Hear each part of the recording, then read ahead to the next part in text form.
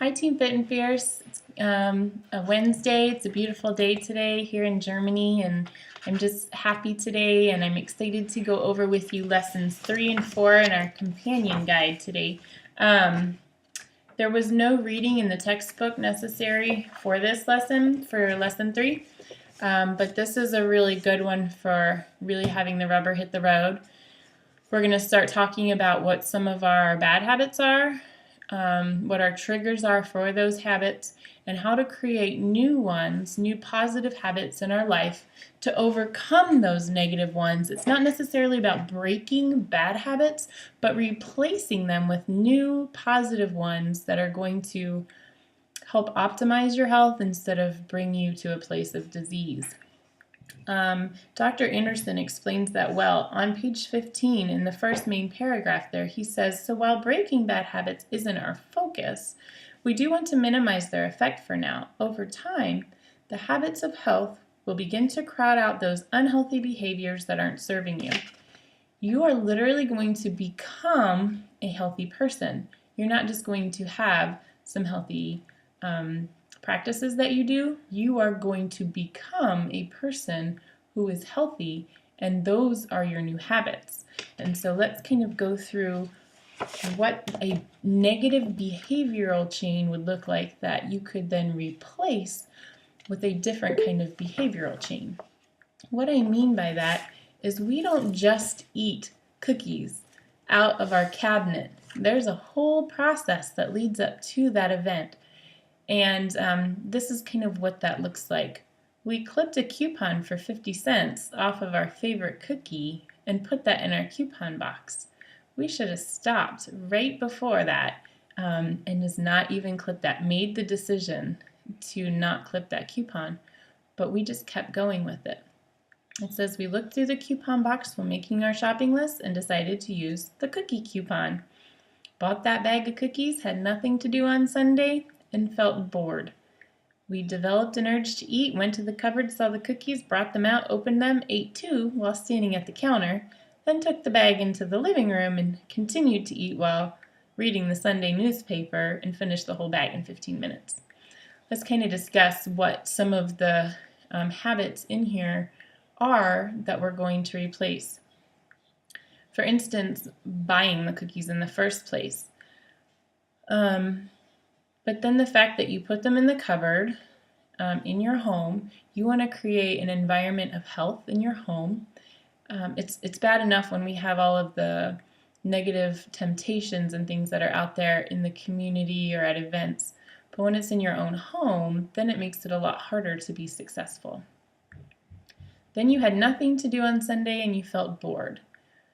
I think planning events, starting new family traditions and legacies and fun things like how Team Fit and Fierce has been doing Volksmarches, and we haven't done one lately, but those are whole family events that we've really enjoyed, getting the family out and active and participating and spending time together and bonding with each other's friends and with our family and having our friends meet our family, our spouses, our kids. That's a really nice thing. So look for those kinds of people. Look for those kinds of events. On Sunday, maybe after church, you could go to the local festival or park. If it's bad weather, you could go to a bouncy house with the kids. There's lots of little jungle gym play areas and stuff like that with the kids. It's just nice to get out and active. Sometimes just getting out of the house really helps. Then bringing the cookies out and standing there and eating them out of the bag, taking them to the living room and eating out of the bag. Let's develop some new habits of taking a serving out, putting it on a plate, and eating it mindfully. I want you making the decision to be aware of how things taste, be aware of how you feel as far as the satisfaction of it. You're going to find that when you eat it slowly and mindfully, that you're going to be satisfied a lot more. Have a glass of water with it. That's really going to help you fill up. Okay. And so Dr. Anderson talks about ways to break that chain and some of the things we did just discuss. And you can look further at that. Okay, so it says on page 17, buried in this example are some techniques that can help you keep those unhealthy habits at bay while you learn the habits of health. Number 1, identify unhealthy habits. Go through, think about the things that you do that you know are unhealthy habits, because it's important that you are actually identifying those things. Okay, and then locate your triggers. So think about your habits of disease and what is triggering those. The examples that Dr. Anderson uses are, I eat ice cream every night while I watch my favorite TV show. So it's sitting down and watching TV that triggers my desire to eat. Eating candy at my desk. Maybe it's the stress at work and my boss yelling at me that triggers that desire to have something sweet, that candy. Okay, so it asks you to list your habits of disease and what triggers that for you. And it could be different for all of us. Those are just some suggestions. Okay, now we're going to talk about how you can recognize those triggers and how to stop and challenge those feelings and choose a healthy choice. It says, the trigger, the negative feeling, the unhealthy environment, they're all coming at you. Stop. Take a deep breath and center yourself. Think about what you're doing. Think about how you're feeling and how you want to react and how maybe you could react better. Suspend action and challenge the situation. Why am I feeling like this? What outcome do I want? Not necessarily what do I want to do right now, because that could be different than the ultimate outcome that you want. Yeah, right now I want to eat that cookie, but that's not ultimately what I want. Ultimately, I want to be healthy. So stop and challenge that, and then make your choice.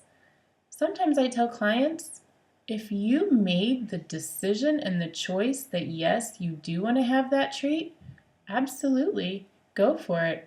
We're not depriving you of anything on this program. You're not depriving yourself of anything. You are creating something great within yourself. You're creating health for you and your family. You're going to create a family legacy and have your kids see the health that you are creating and have them follow in your footsteps. Those are incredible things that you have the power to do.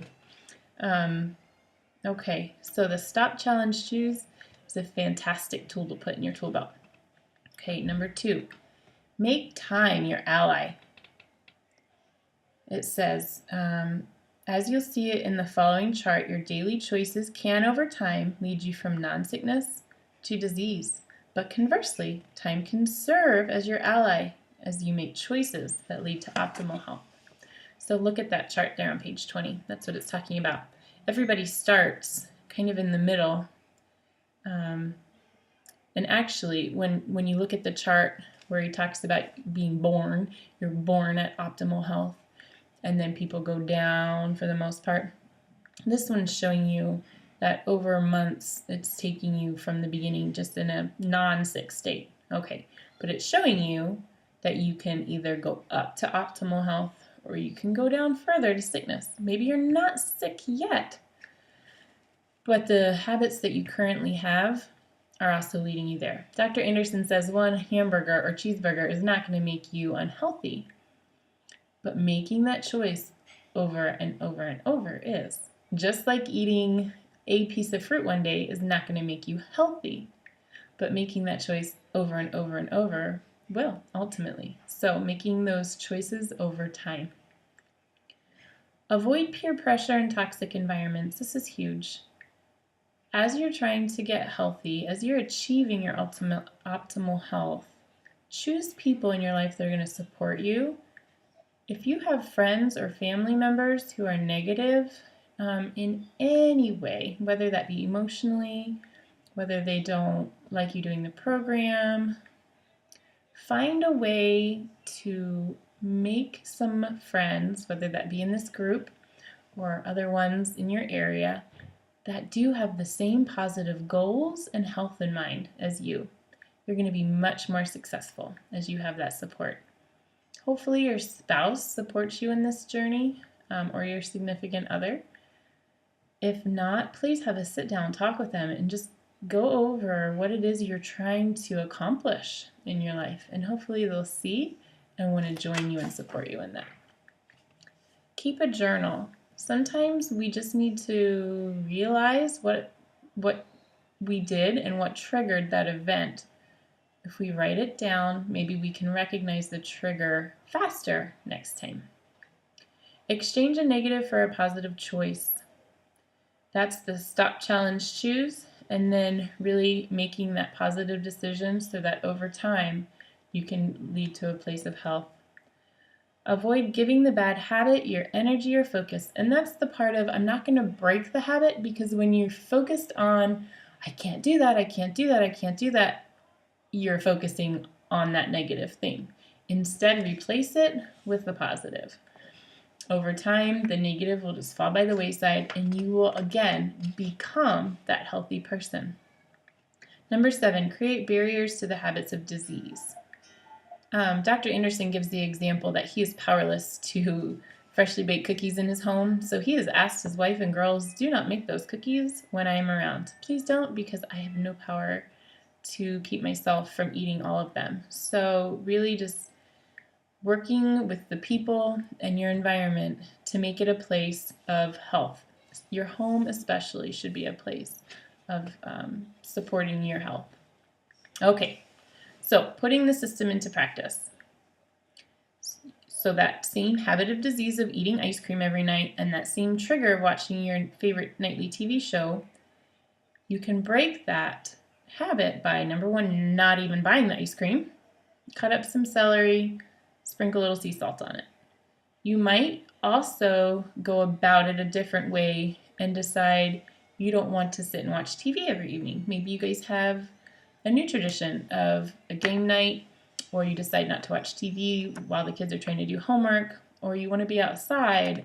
Those are some other things that you could be doing. The habit of disease of eating candy at your desk.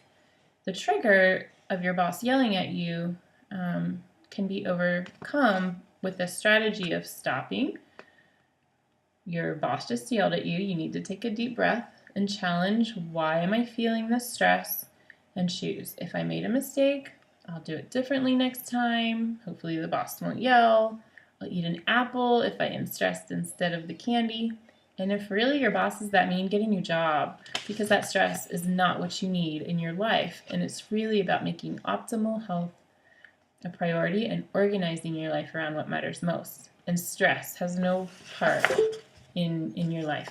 Okay, so then going through on pages 22 and 23 and listing those strategies that you can do.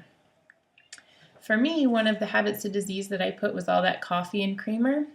My trigger, honestly, was just an addiction, but it was also social. And so I said, number 1, I could switch to plain tea, and which I do. I drink tea now, black, with no sweetener in it. But I also said I could find new social activities. It doesn't have to be that I go for coffee. It could be that I meet at the pool with the kids. It could be that we meet at the park. It doesn't have to be meeting for coffee. So that's kind of an example that I have. Okay, I know we're running short on time. Okay, lesson 4. Before you begin lesson 4, I do want you to go to, I'm going to post the link for habitsofhealth.com, or it's .net, I believe, Dr. Anderson's website, and he has you do an evaluation. It's the same one that's found in chapter 5 of your textbook. You can go and do it either way, on the computer with the link that I attach, or you can do it in your book. But either way, I really want you to do this test if you have not already, or if you haven't done it recently, because I'm telling you, with the new choices that you're making in your health, you're going to find that your health is improving, and so that is a really fantastic thing. Then I want you to really think about, was your actual health score as good as the score you thought you would get? Sometimes people are they have an eye-opening time with that, and they think, wow, I didn't realize I was kind of just hanging out in a place of non-sickness. I thought I was pretty healthy, but I see where I can improve. So next time we're going to pick up at that place, do the test of Chapter 5 in your textbook or on habitsofhealth.net, and we'll discuss that more next week. Thanks, guys. Have a great day. Bye.